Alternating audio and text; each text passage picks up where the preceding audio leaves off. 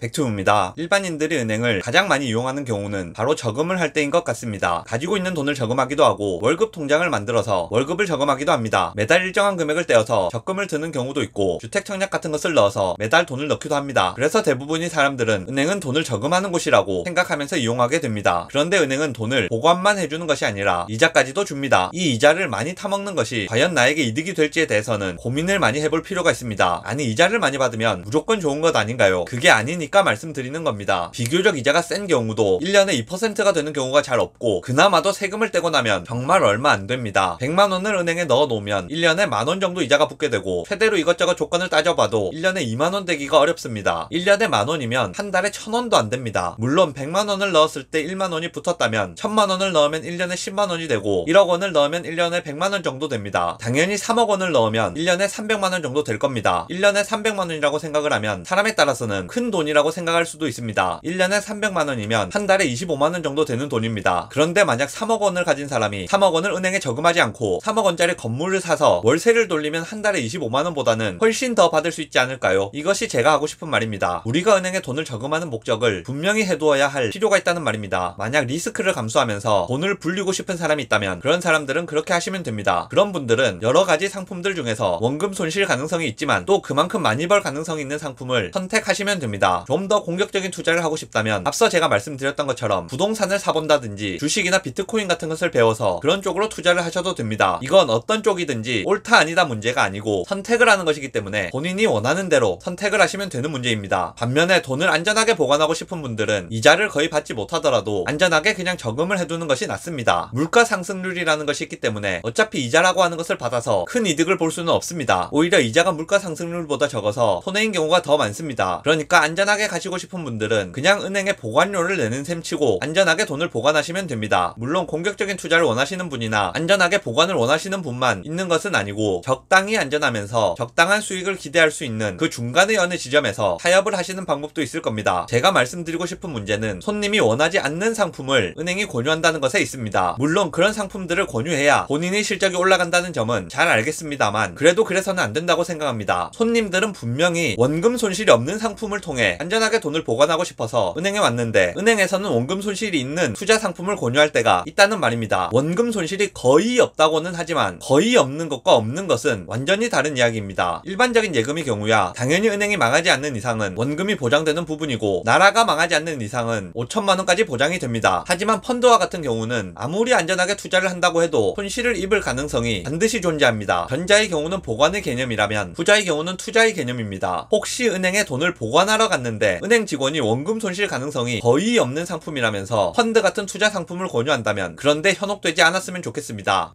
영상 요약하겠습니다. 하이 리스크 하이 리턴이라는 말이 있습니다. 세상에 안전하면서 고수익이 보장되는 투자는 없습니다. 은행을 이용할 때에는 은행을 이용하는 목적이 뭔지를 확실히 해두시고 혹시나 돈을 안전하게 보관하고 싶어서 은행에 갔다가 안전하다는 은행 직원의 말에 현혹되어 본인의 의지와 무관하게 투자 상품에 투자를 하는 경우가 없었으면 좋겠습니다.